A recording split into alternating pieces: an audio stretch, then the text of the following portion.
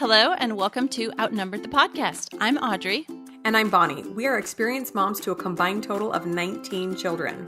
In our weekly episodes, we explore relatable topics using our perspectives of humor and chaos. Tune in for advice and encouragement to gain more joy in your parenting journey.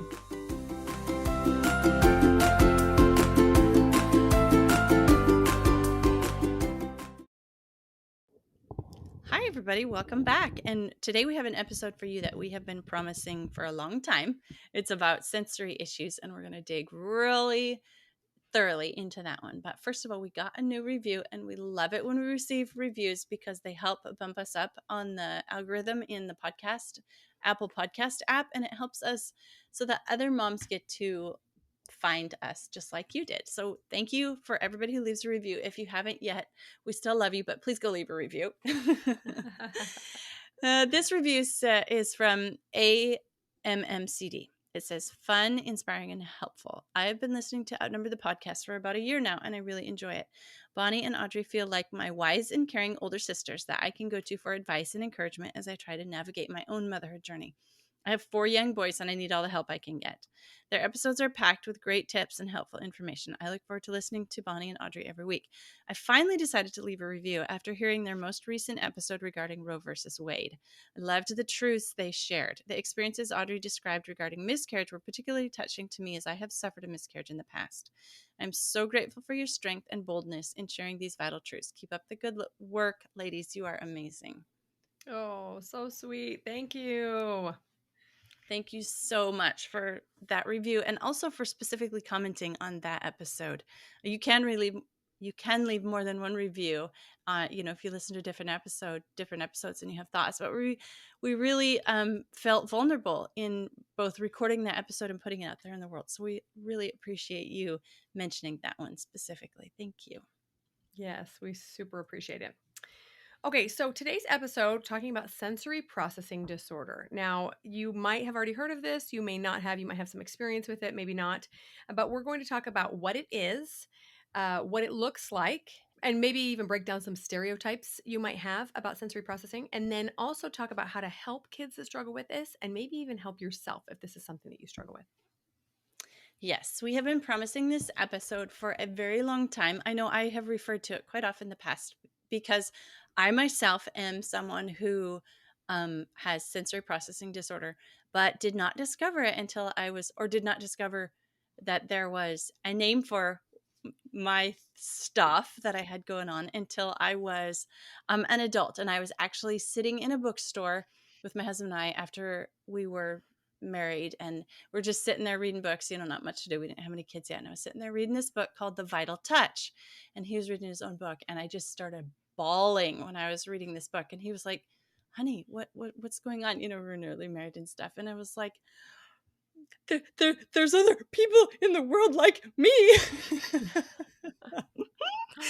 was like, I'm not like messed up in the head. There's like actually a name for what's going on inside of me. And he's like, what are you talking about? I'm like, I need to buy this book. I need to take it home, and everybody I know needs to read it.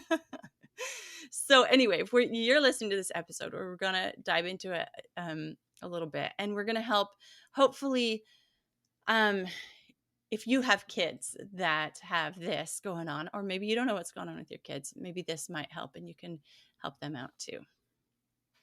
Yeah, definitely. So sensory processing disorder in a nutshell is an improper fight or flight response to normal sensory stimuli. So you got something normal going on, and your body, your brain is telling you that it is a danger situation and you need to fight or flight. And we're going to talk about a whole bunch about this in depth. Right. Okay, so let's talk about the senses for a second. The ones we're used to talking about, right? Sight, hearing, taste, smell, touch, those 5 senses. Okay, so some descriptions also include 2 internal senses. One is body awareness, also known as proprioception. I think I'm saying that right. So that's motor control and posture, or also movement. So sometimes known as vestibular is a sense. And then also there is interception, which is an internal awareness of hunger, if they need to use the toilet, the temperature around them. So these are just kind of a deeper level of a sense that many of us probably don't think about if we don't struggle with this. Right, right. So those two internal senses, motor control, and then the inner ear balance. Like if I have, for example, if I'm riding in a vehicle and I'm feeling a little bit nauseous because my inner ear stuff is off, then I'll have a harder time dealing with the sensory things that are bugging Mm, me, or that interception. Like if I have to go to the bathroom and I can't get there for some reason, then I'm going to have a harder time dealing with the sensory stuff because I've got this needing to go to the bathroom thing mhm, on going on. Okay, so just an example of this real quick. Um, so a proper response is you smell something and you're like, "Oh, that smells good," or "Yeah, I don't like that smell." An improper response is you smell something and you're like, "I need to get away from this smell before I die." If I can't get away, the thing making the smell is going to die, but something is going to die. That is like an improper response. It's yeah, the fight or flight mhm. mechanism kicks in and it's just a smell, right? To most Right. people. Right, right. And one thing that I think about when I try to help people with sensory processing issues or be a little more compassionate is that there are literally hundreds of things that my body is experiencing at this moment, because this is not something I've struggled with, that my body and mind are able to ignore. Right. I am ignoring the fact that I feel my hair on my neck, that I feel my t-shirt, that I have undergarments on, that my shoes are slipping off. Right. My brain is able to filter out a lot of this sensory input, and so that I can function, so that my brain can think about the podcast we're recording and not how my shoe is falling off. And that's not the case for everyone. And so to have this constant overload of sensory input is really, really difficult. And as Audrey's saying, like, one thing is bothering you, so you can't function normally because it's just this incessant alarm bell going off, right? Yeah, yeah. Like for example, if I have you're right, exactly that the message never stops coming in. So let's say I have a seam on the inside of the toe of my socks. This is one for a lot of sensory sensitive people. I never stop feeling that through the entire day. Mm. Like by the end of the day, I will just be like panic mode because I have had my brain telling me all day, you're going to die because this seam of this sock is touching you, or something like that. And so it's very hard to walk through life or, as a kid, sit in a classroom because your body is giving you these alarm bells. You're going to die. Your sock is, Something's wrong. Yeah, your something's sock wrong. is killing you. Yeah. Yeah. Yeah, man, that's hard. So there are actually two different types of sensory processing difficulty, and this is something new that I learned today, and that is hyposensitive and hypersensitive. So most people assume that all sensory processing is hyper, where they just avoid any input, right? They don't want anything else touching them or anything else to hear, or anything else to touch. But there's also hypo, and this child or person craves sensory input and is actually looking for more. Right, right. Now, when everything I speak to in this podcast, for the majority, I am hypersensitive. So I'm avoiding these inputs. But interestingly enough, when we get down to the help section, interestingly enough, some of the therapies or some of the methods that I use to help are actually like lean toward the hyposensitive side. So Oh, we'll get into interesting. that in a little bit later. So I wanted to actually go through some of these common signs. Now we're gonna link to a website in the show notes. It's called Sensory Smart Parent, and this website has put together a lot about sensory processing in a very helpful way. So go check it out if you think at all you or your child has this. But I'm going to go ahead and read through their list of common signs of sensory processing issues, so that you might know, like if you key in right now, oh my goodness, that's my child, like you can really take advantage of what we say for the rest of the episode. So here's a list of common signs of sensory processing issues: unusual under reactions or overreactions to any sensory input, touch, sound, sight, movement, taste, smells, including bothered by clothing, fabrics, labels, tags, distressed by light touch or unexpected touch, dislikes getting messy, resists grooming activities, very sensitive to sounds, volume, quality, or pitch, squints, blinks, or rubs their eyes frequently, bothered by lights or visual pattern, high activity level or very sedentary, unusually high or low pain threshold. That high pain threshold has come in very handy when delivering 9 babies. Side note. I need that. How can I get that? Deliberately bumps into people and things. Inappropriate biting, licking, touching people or objects. Poor focus, highly distractible. Difficulty handling transitions, very rigid about change. Poor regulation of energy levels and mood. Easily overstimulated or uncomfortable in group settings. Difficulty with self confidence and independence. Anxiety about everyday sensations, very high or low activity level, withdraws or refuses to participate, tunes out what's happening, impulsivity, particularly with seeking sensations. Some motor skills and body awareness difficulties, including fine motor delays, so difficulty with crayons, snaps, beating, scissors. Gross motor delays, difficulty walking without tripping, running, climbing stairs, catching a ball, skipping. Illegible handwriting, moves awkwardly or seems clumsy, lower high muscle tone, difficulty recognizing when they need to urinate or move their bowels, oral motor or feeding problems, including oral hypersensitivity, frequent drooling or gagging, a picky eating, speech and language delays, poor attention and focus, not being able to tell if they're full or hungry. So I go through that list so that you know the rest of this episode. If you suddenly have a child pop into your mind, one of your kids, that you can pay attention to what we're saying the rest of the episode. Yeah, and I've noticed with a couple of my kids that very often the sensory processing comes with another diagnosis, or it just might be your kid is known as the irritated one or the rambunctious one or whatever. And then you start reading this list and you're like, oh, actually, he has that and that and that and that. And that, so maybe it's just a different spin on what you saw before as irritating behaviors. Maybe it can help us understand our kid a little bit better and make things a little bit easier on them. Yeah, that is so true. I didn't know, because I said that when I found out as an adult what was going on with me, that means that my parents didn't understand what was happening with me as a child, and so I got a lot of those labels and was told things like, "There's not really."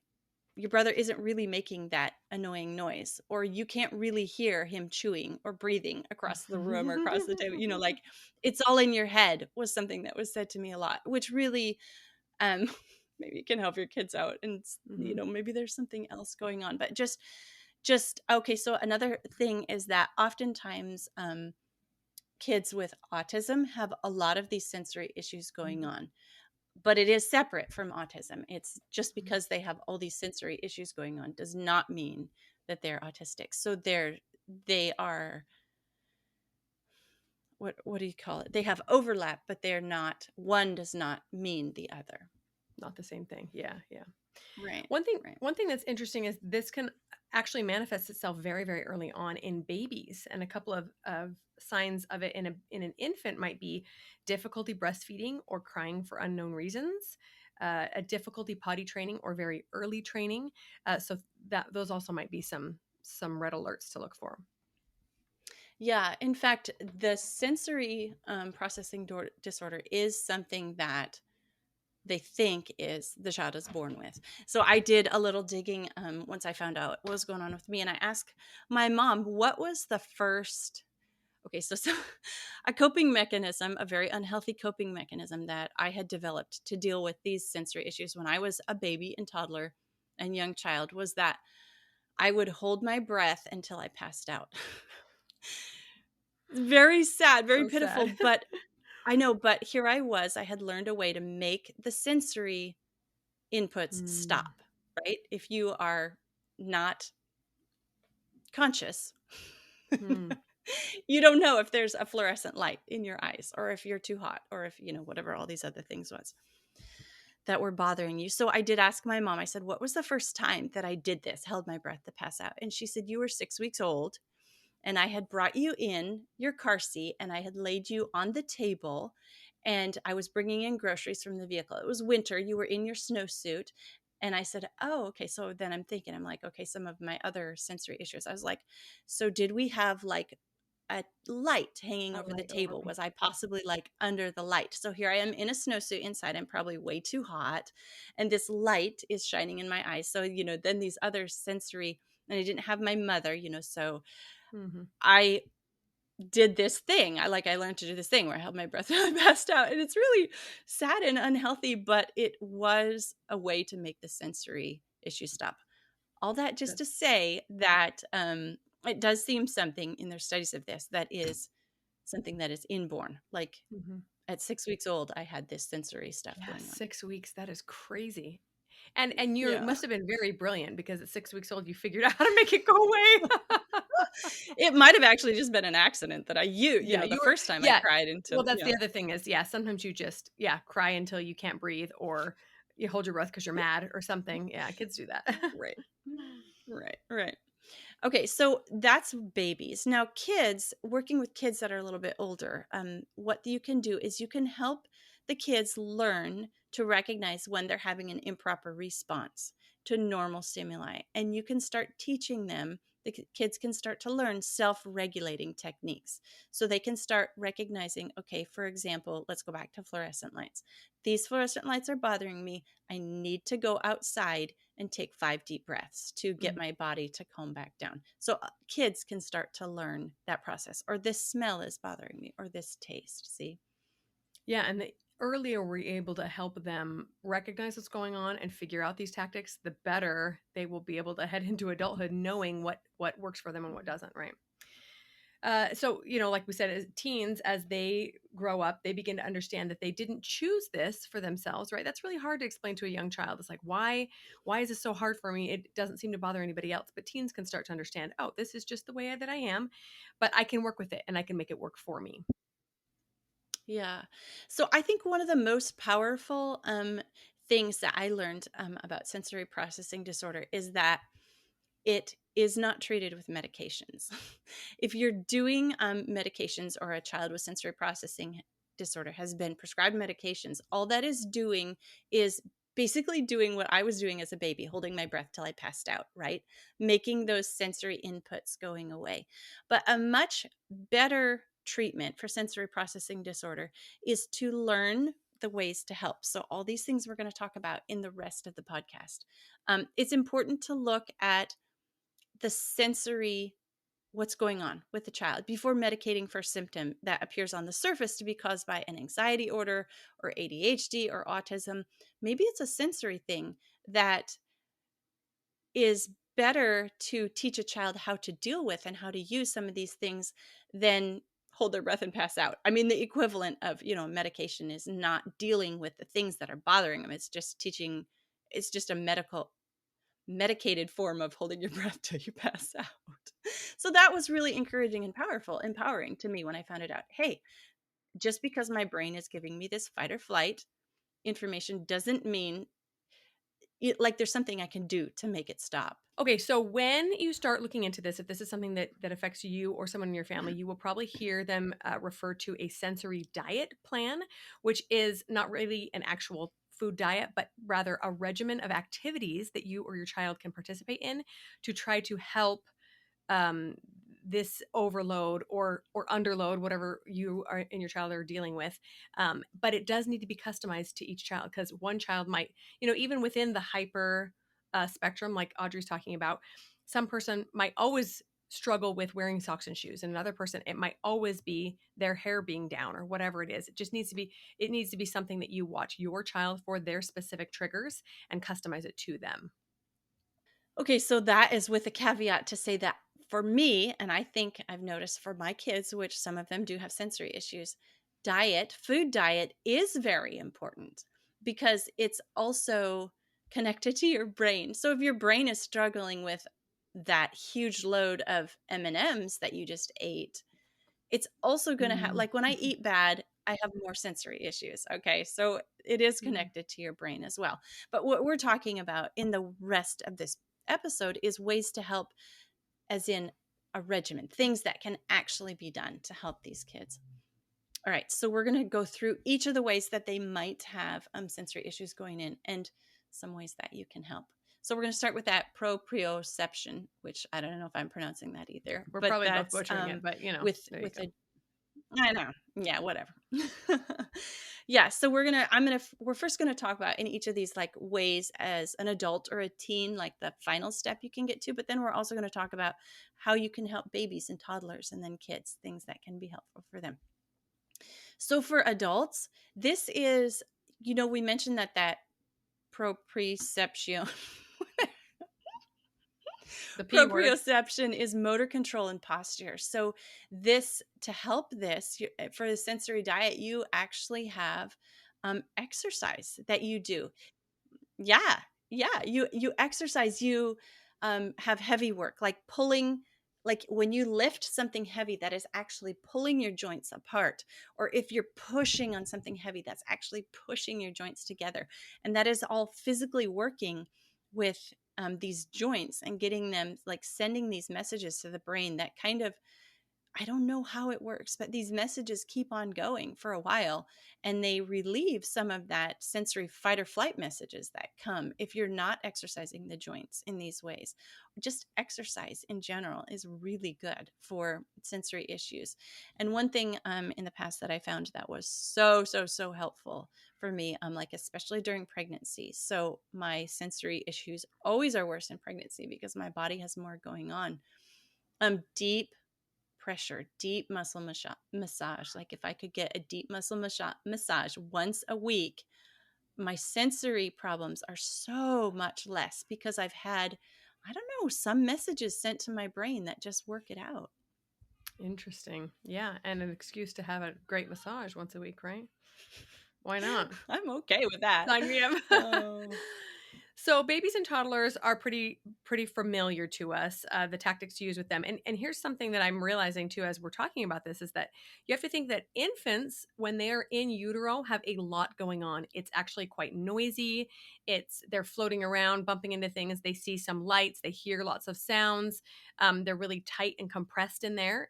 And then they come out and they just are like laid on this bed, flailing around and feeling very, very vulnerable. And I think this is actually a little form of their brain starting to realize, oh, this is my new normal, right?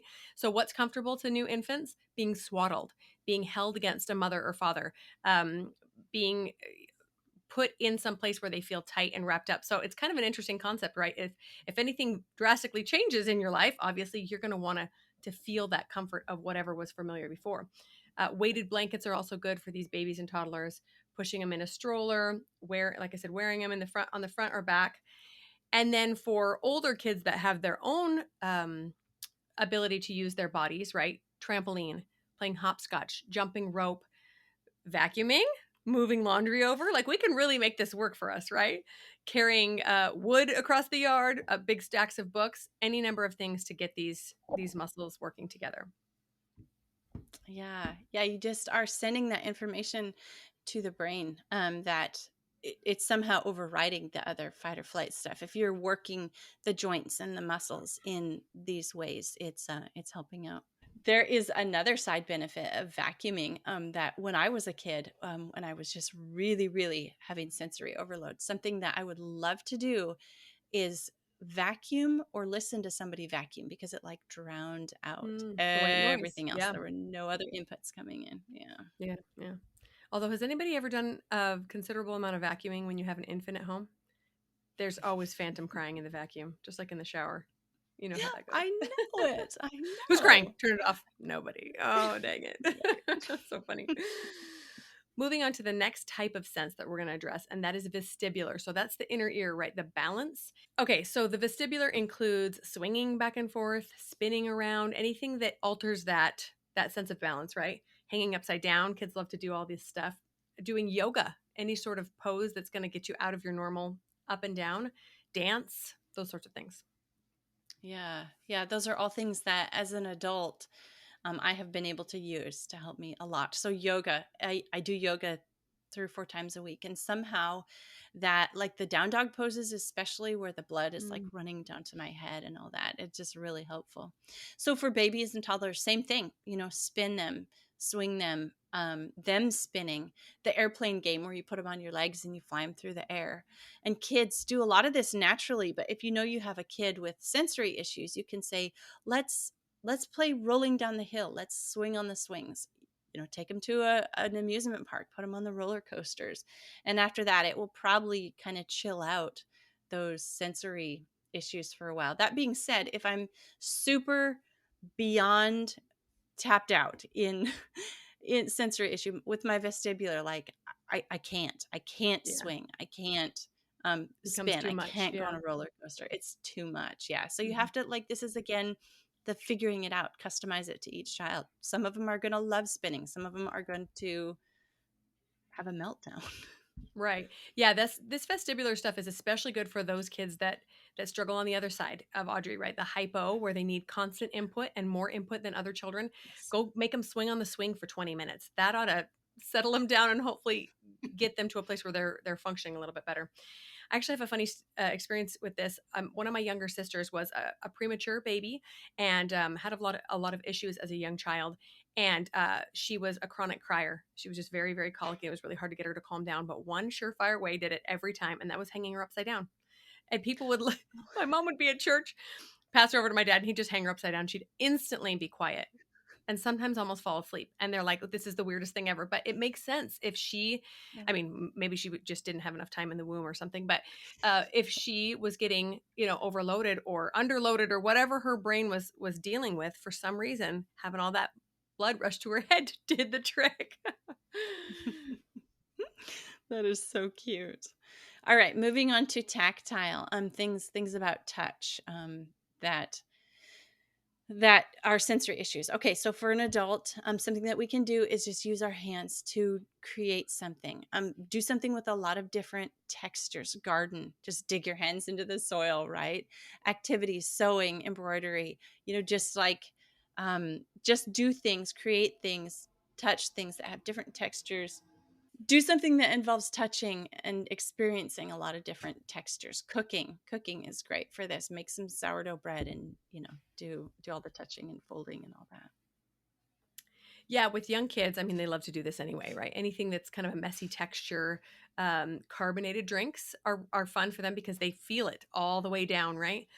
Sensory boxes, all kinds of Montessori type stations, play, that sort of thing, dressing up, putting clothes on and off, and this is something that toddlers love to do all the time anyway, right? Older kids, walking barefoot is very helpful because they're feeling that sensation all along their feet, the grass, the pavement, the rocks, the bark on the tree they're climbing. And then cooking, like you mentioned, Audrey, they can get in the kitchen and be able to touch everything that they're seeing and cooking with, and it can be a really, really helpful experience. Yeah.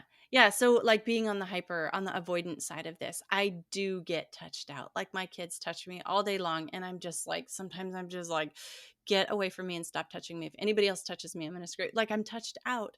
But then the thing that helps me come back from the edge of the cliff is these different textures. So I know that if I take off my shoes and I go out in the garden and I walk barefoot and I start pulling weeds, I'm going to be calmed down, and I'm going to this sensory, I'm touched out, stop touching me, I'm going to die if anybody else touches me. Yeah. It goes away. And so that's kind of one of these examples of using something on the extra side to get it back to the avoidance side. I mean, just kind of find middle ground. I don't Mhm. know how it works. I don't understand how it works, but I can speak to it working for sure.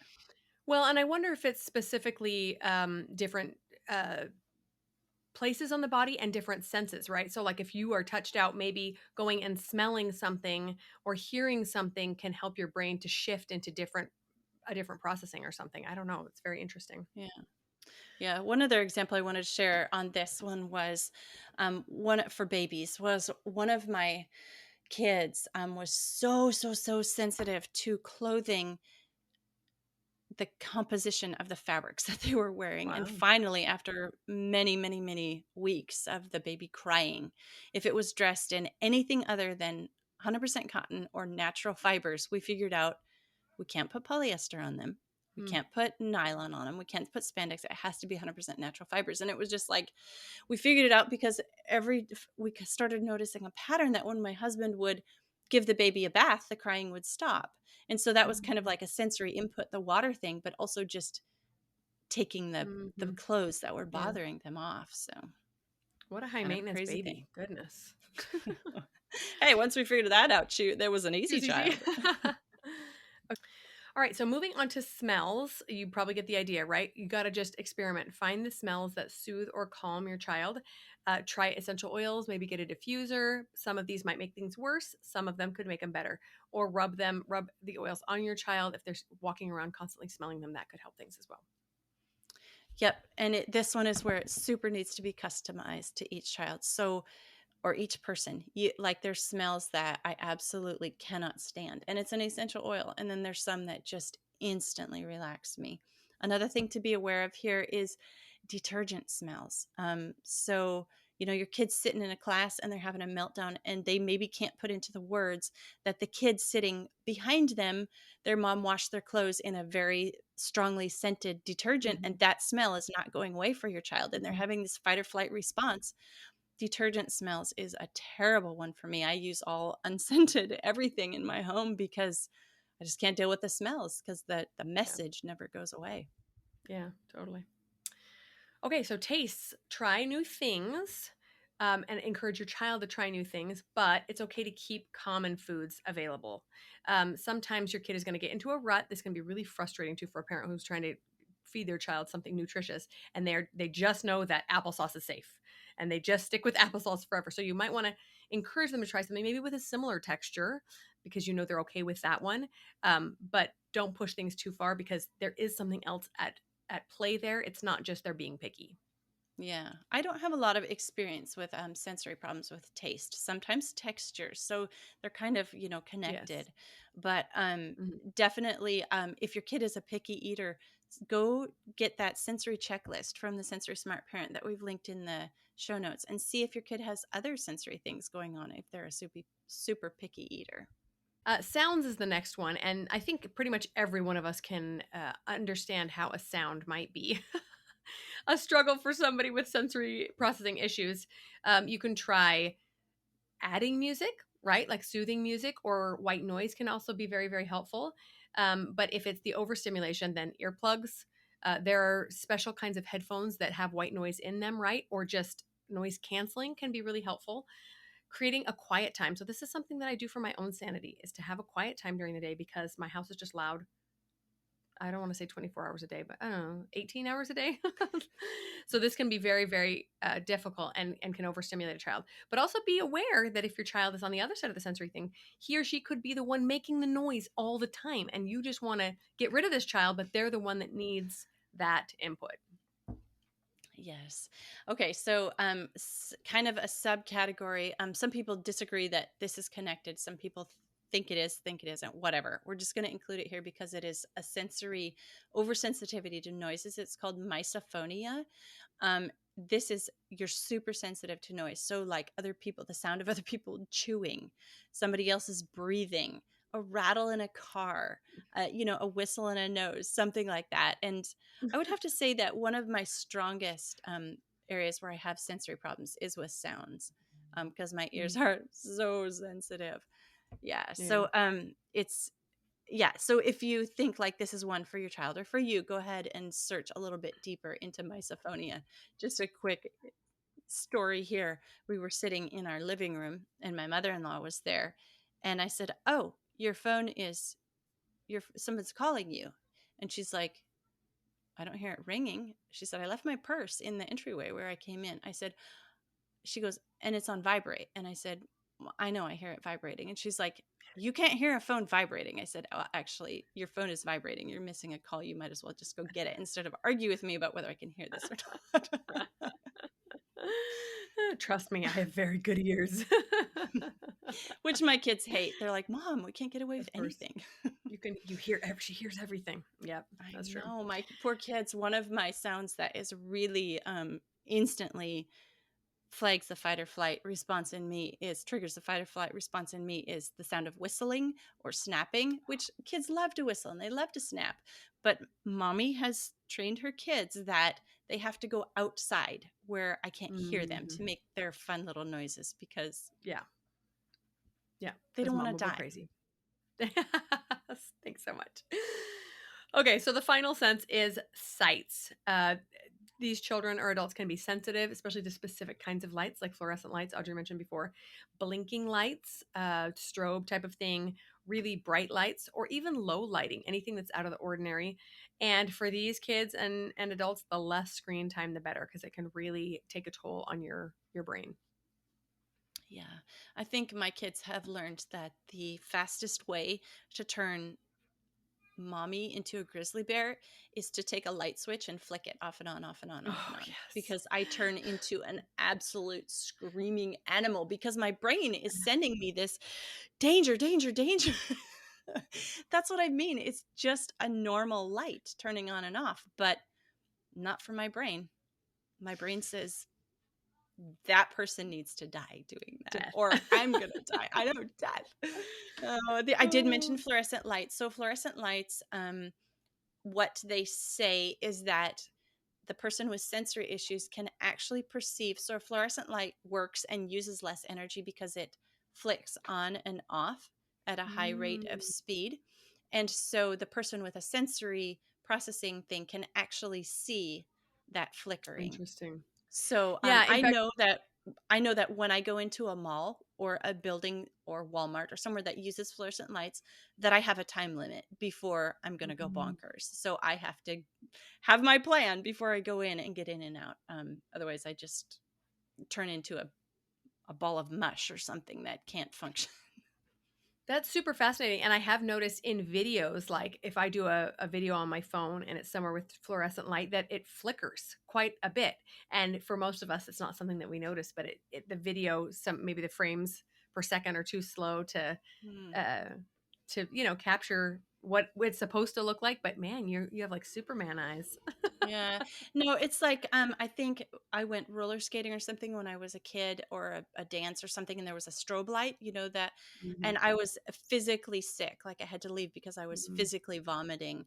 And then like for days it Wow. took me to get over that fun Yeah. fun party light thing that Audrey Yeah. almost died. Yeah. Yeah. Yeah.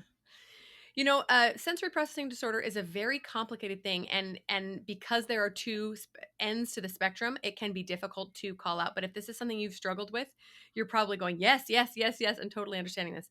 And if not, but you know someone who has, maybe this has offered a little bit of insight for you guys in understanding this person a little bit better and being compassionate and able to give them some coping strategies so that they can cope with life a little bit better. Yeah. I want to say here that as a fully functioning adult, well, I mean, you can probably ask Relatively my functioning. husband. Yeah. Yeah, yeah, like sort of. I've shared a bunch of stuff in this episode that kind of makes me seem like a highly sensitive person, actually.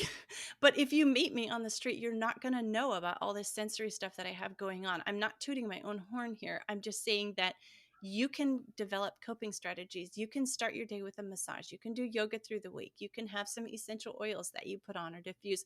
You can know your triggers. You can go through life with nobody else knowing that you have this going on. Not that that's the point. I think the point is that I feel so much better. Like I don't Mm. feel like I'm going crazy.